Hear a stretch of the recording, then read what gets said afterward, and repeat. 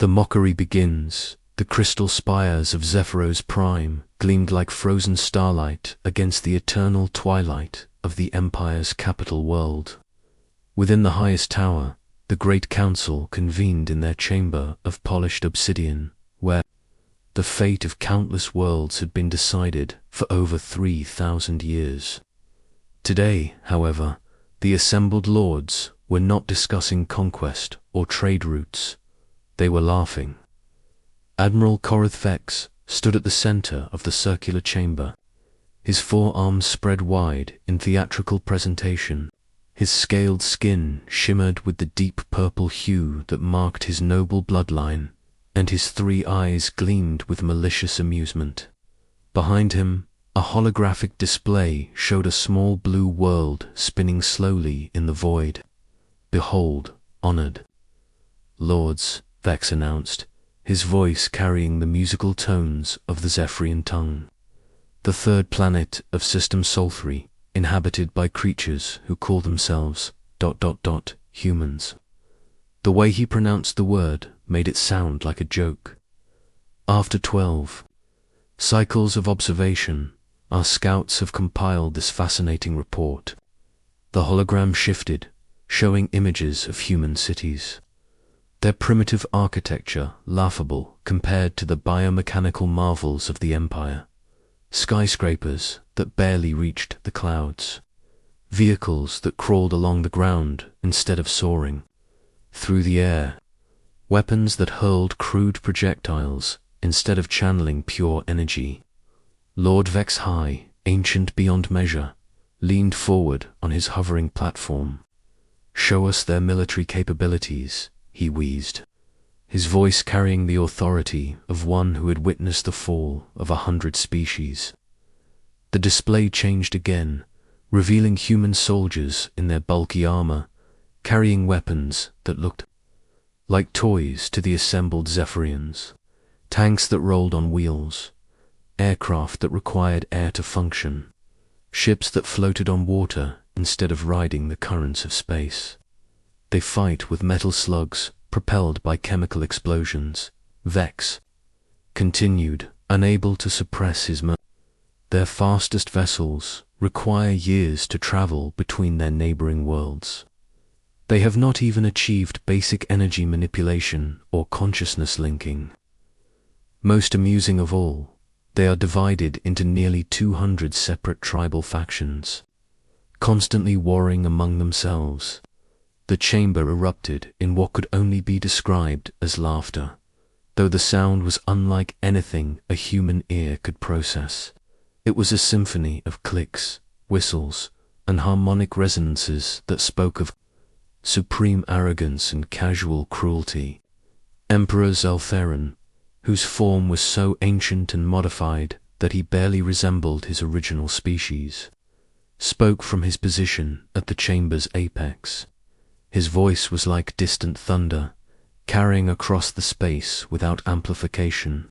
"You find this ... primitive species worthy of our attention, Admiral. Surely they pose no threat to the Empire." "None whatsoever, Divine Emperor," Vex replied, his middle eye fixed on his sovereign, while the other two continued to observe the council. "But their world is rich in rare minerals, and their star system holds strategic value. More importantly, they could provide ... entertainment." The word hung in the air like a promise of sport. The Zephyrian Empire had long since conquered all meaningful opposition in their galaxy. War had become theater, and theater required performers. "Very well," the Emperor decided. "Take a ceremonial fleet. Make the usual demands. When they refuse, as they inevitably will, you may play with them for a time before claiming their world. But do not take too long. The harvest season approaches, and we have more pressing matters." Admiral Vex bowed deeply, his satisfaction evident. "It shall be done, Divine Emperor. I estimate no more than 7 solar cycles to complete the subjugation." 3 months later, The Zephyrian fleet emerged from hyperspace at the edge of the Sol system. It was not the full might of the Empire, merely a small expeditionary force, 50 warships, each one capable of reducing a continent to glass. To the Zephyrians, it was overwhelming force against an inferior opponent. On Earth, the detection came as humanity's most advanced sensors screamed warnings across every military installation on the planet. Dr. Sarah Chen stood in the command center of the newly established Joint Earth Defense Force, her dark eyes reflecting the cascade of data streaming across the screens around her. As both a military strategist and xenobiologist, she had been preparing for this moment her entire career, though she had never truly believed it would come. "How many?" asked General Marcus Stone, his weathered face grim as he studied the tactical display. Stone was a soldier's soldier, a man who had fought in every major conflict of the past 2 decades and somehow survived them all. 50 confirmed. "Contacts," Chen replied, her voice steady despite the magnitude of what they were facing. "Each one is approximately 2 kilometers in length. Energy signatures are beyond our current understanding." Around them, the command center buzzed with activity as officers from every nation on Earth worked together for the first time in human history. The threat from the stars had accomplished what centuries of diplomacy had failed to achieve. True unity. The first transmission arrived exactly 24 hours after the fleet's appearance. It was broadcast simultaneously to every communication device on Earth. The alien words somehow translated into every human language simultaneously. "Primitive inhabitants of the Third World," came Admiral Vex's voice, carrying the casual arrogance of absolute power. "I am Admiral Korith, Vex of the Zephyrian Empire. Your world has been selected for integration into our domain. You will surrender all governmental authority, disarm your military forces, and prepare your population for relocation to designated work colonies. You have 1 rotation of your world to comply." The message repeated 3 times, then cut to static. In the UN Security Council chamber, now serving as Earth's war room, the representatives of every major power sat in stunned silence. President Martinez of the Americas Union was the first to speak. "Are we seriously considering surrender? The technological gap is immense," warned Dr. Chen, pulling up comparative analyses. "Their smallest ships outgun our largest battleships. Their weapons appear to manipulate matter at the quantum level. Our best missiles might not even penetrate their shielding." "So what do you suggest?"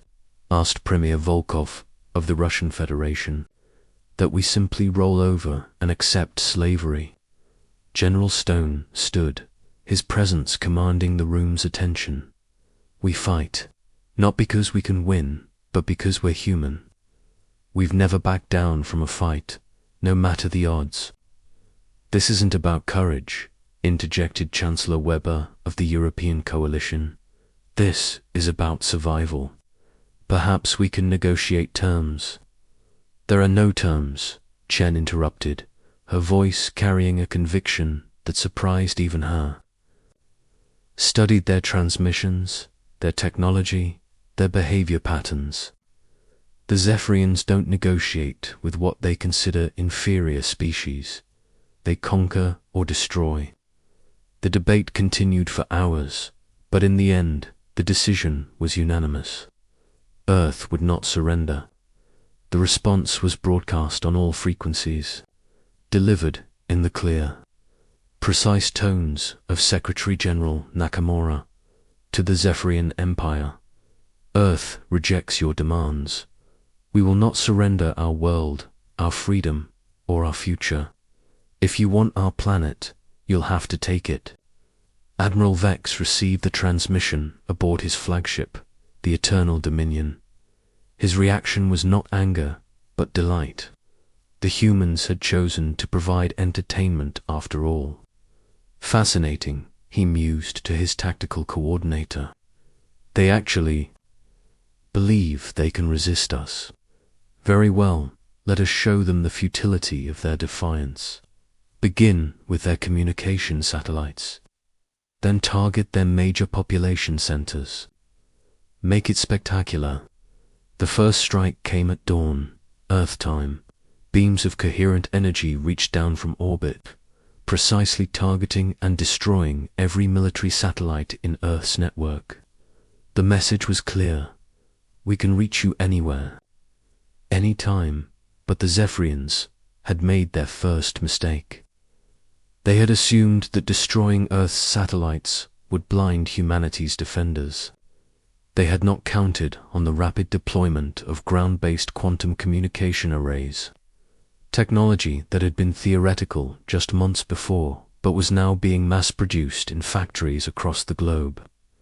The second strike targeted the Pentagon, intending to decapitate Earth's military command. The building vanished in a pillar of superheated plasma. But the backup command centers were already operational, hidden in locations the aliens had never detected. As the days passed, the pattern became clear. The Zephyrians were toying with humanity, destroying targets with surgical precision while leaving the bulk of Earth's infrastructure intact. They wanted a functioning world to rule, not a burned wasteland. But they were learning something disturbing. Every attack was met with rapid adaptation. Communication networks that should have taken years to rebuild were operational within hours. Military units that should have been demoralized by the loss of their headquarters were fighting with unprecedented coordination. Dr. Chen worked 18-hour days, analyzing every scrap of data from the alien attacks. She was beginning to understand their technology, their tactics, their limitations. Most importantly, she was learning their weaknesses. They're holding back, she told General Stone during one of their daily briefings. This isn't their full strength. They're playing with us. Good, Stone replied grimly. Let them think we're helpless. The longer they underestimate us, the more time we have to prepare. Across the globe, humanity was indeed preparing. In laboratories and factories, in military bases and civilian workshops, the greatest minds of the species were working on a single project: survival. They reverse-engineered alien technology from the wreckage of their attacks. They developed new weapons, new defenses, new strategies. The Zephyrians had expected terror and chaos. Instead, they found a species that adapted faster than any they had encountered.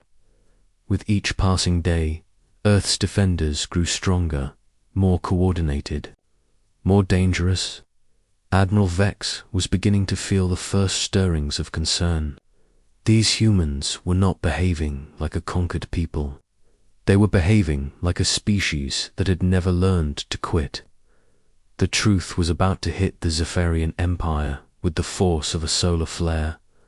They had not discovered a primitive world, ripe for conquest. They had awakened something that had been sleeping among the stars, something that would soon remind the galaxy why humanity had survived ice ages, plague, war, and extinction. The real fight was about to begin. The reckoning unleashed. The breakthrough came on the 14th day of the invasion. In a secret laboratory buried beneath the Swiss Alps, Dr. Sarah Chen stood before a workbench covered in alien technology, her eyes red from exhaustion but blazing with triumph. In her hands, she held a device no larger than a smartphone, its surface covered in equations that would have been impossible just 2 weeks before. "We did it," she whispered to General Stone, who had arrived within minutes of her call. "We cracked their energy matrix." Stone examined the device, noting the way it seemed to pulse with inner light. "What am I looking at?" Doctor. A quantum field manipulator, Chen replied, her voice growing stronger with excitement. The Zephyrians use these to power everything from their weapons to their life support systems. But they made a critical error. They assumed no primitive species could understand quantum mechanics well enough to reverse engineer their technology. Around them, the laboratory hummed with activity. Teams of scientists from every nation worked alongside military engineers, combining human creativity with alien science in ways the Zephyrians had never imagined possible. The collaboration was unprecedented, born from necessity but fueled by the unique human trait of turning desperate circumstances into opportunity. How long before we can weaponize this? Stone asked, his tactical mind already calculating possibilities. That's the beautiful part, Chen said, her smile fierce. We don't need to weaponize it. We need to turn it against them. Every Zephyrian ship, every weapon, every piece of equipment depends on quantum field manipulation. If we can disrupt their fields, their own technology becomes their weakness, Stone finished, understanding immediately. How do we deploy it? Chen gestured to a larger device taking shape in the center of the laboratory. We've been working on this for 3 days. It's a quantum cascade generator. When activated, it creates a feedback loop in any quantum field within a 50-kilometer radius. Their weapons will overload, their shields will collapse, their ships will be dead in space. But as Chen spoke, alarms began sounding throughout. The facility, the Zephyrians had detected the unusual energy signatures and were moving to investigate. Admiral Vex stood on the bridge of his flagship, his 3 eyes focused on the tactical display showing the human facility. For the first time since the invasion began, he felt something he had not experienced in centuries: uncertainty. The energy readings are disturbing, reported his science officer. The humans appear to be manipulating quantum fields with a sophistication we did not expect. Impossible, Vex replied, but his voice lacked conviction. They are primitives. They cannot have achieved such understanding in mere days. Nevertheless, Admiral, the readings are clear. They are somehow interfacing with our technology at a fundamental level.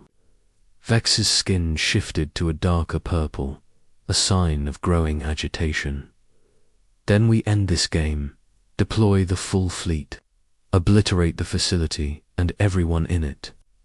But as the Zephyrian attack force moved toward the Alps, they encountered something unexpected. Human fighters, impossibly fast and agile, rose to meet them.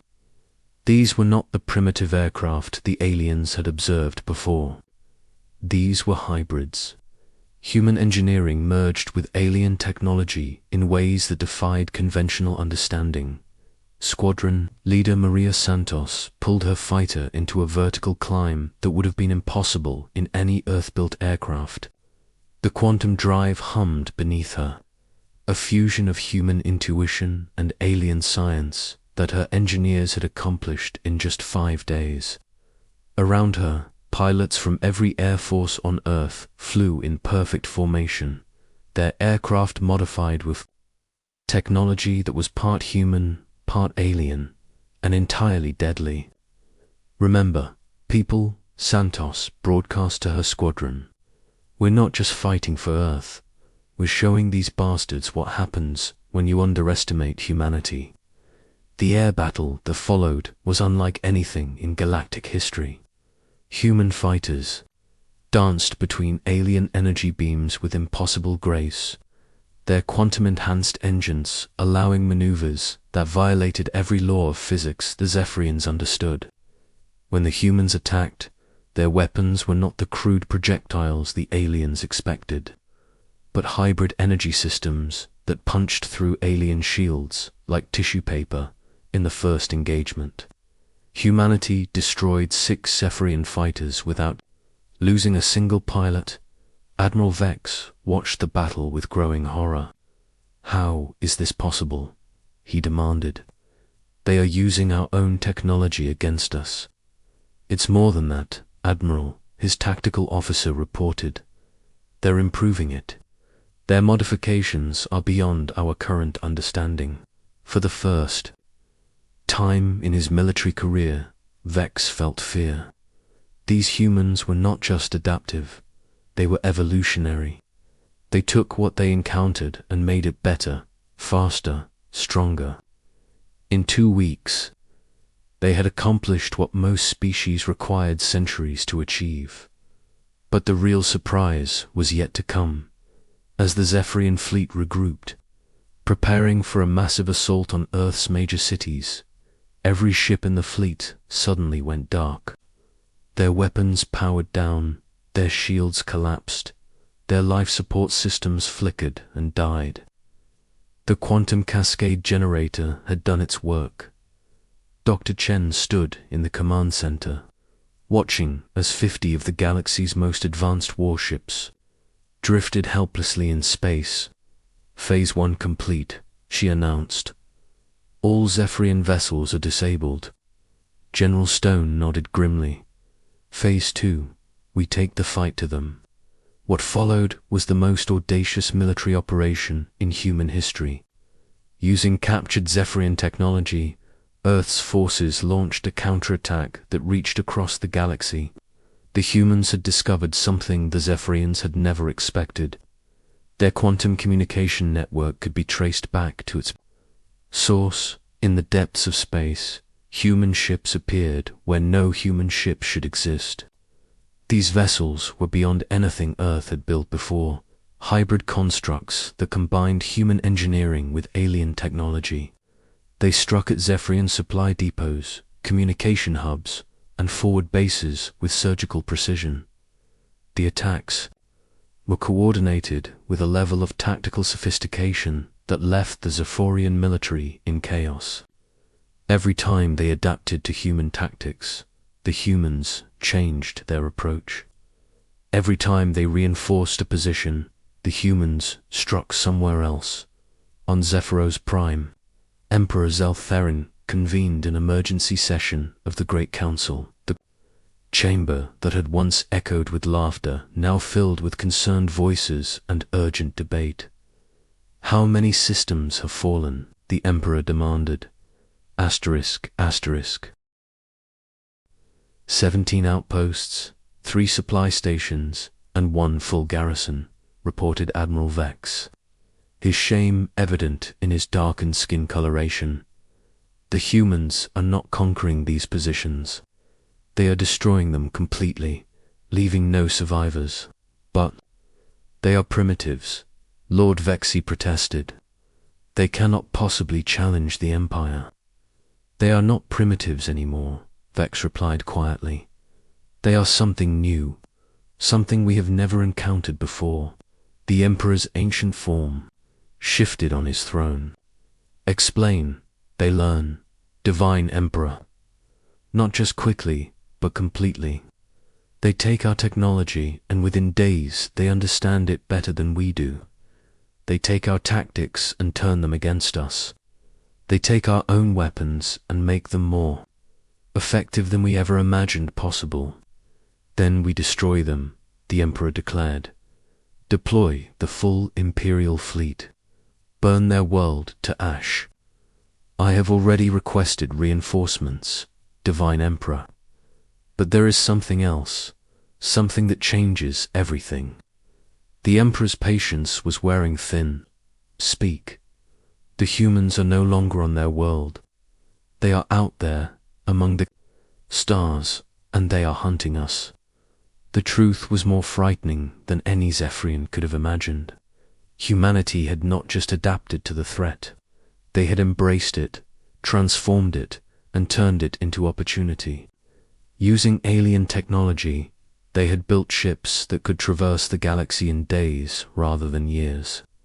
They had developed weapons that could destroy entire fleets. Most importantly, they had learned to work together in ways that made them unstoppable. "Doctor," Chen stood on the bridge of the Earthship Defiance, watching as another Zephyrian stronghold fell to their assault.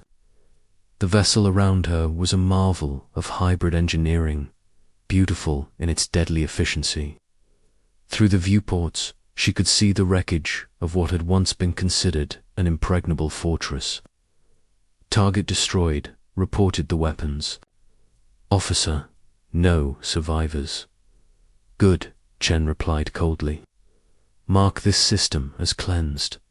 Move to the next target." General Stone approached her, his expression troubled. "Sarah, we need to talk about what we're becoming." She turned to face him, her eyes reflecting the cold light of the stars. "What we're becoming is the apex predator of this galaxy. The Zephyrians made a mistake. They thought they could play with us, torture us, enslave us. They forgot that humans don't just fight back. We finish what others start. But at what cost?" Stone asked. "We're not liberating these systems. We're destroying them, because that's what war is," Chen replied. "The Zephyrians chose to make it a war of extinction. We're simply better at it than they are." The campaign continued for months, with human forces striking deeper into Zephyrian territory. Each victory brought new technology, new understanding, new capabilities. The species that had once struggled to reach their own moon now commanded fleets that could sterilize entire star systems. The final battle came at Zephyros Prime itself.